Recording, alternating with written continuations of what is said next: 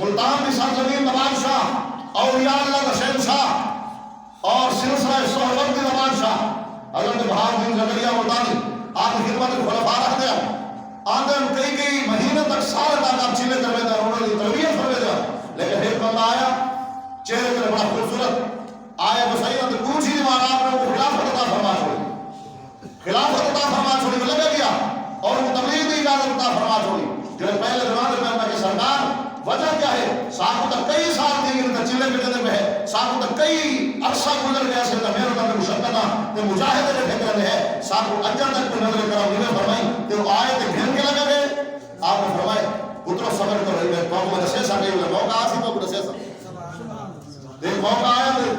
دربار سے تو مہمان آ گیا آسان کو تو مہمان آ گئے آپ نے لاغری کو بولتا چار ٹوٹے لنگر کو پکڑ چا اے فلانے مندر دے چا جڑے خلفاء کے جن سارے ہاتھ چھری دے دیتے ہیں تے کٹڑی دے دیتے ہیں وہ مندر کوئی دے دیتے ہیں تے دن سارے کو دے دیتے ہیں فرمایا اے جی جان بن کے کٹڑی ذبح کرو جڑی جان تے کوئی نہ لیتا پیا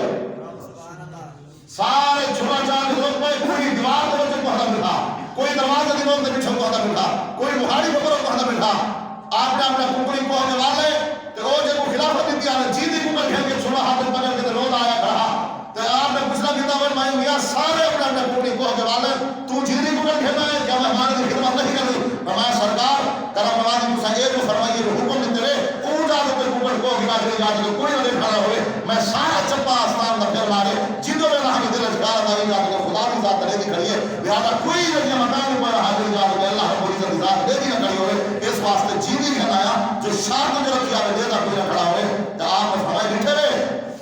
تو سارے کو خلافت پہلے کیوں نہیں دیے انہاں دل پہلے میں مان جاؤ سوئے صاف ستھرا کیا ہوا ان دل میں اللہ رب العزت کی وحدانیت اور اللہ رب العزت کی روحانیت جب پہلے کے موجود ہے اس واسطے بندہ مومن عقیدہ اور ایمان میں ہونا چاہیے اگر کلمہ پڑھے سے نا اللہ رب العزت کو واحد لا شریک تسلیم کرے ہیں اور مطلقاً اختیارات تمام خدا کی ذات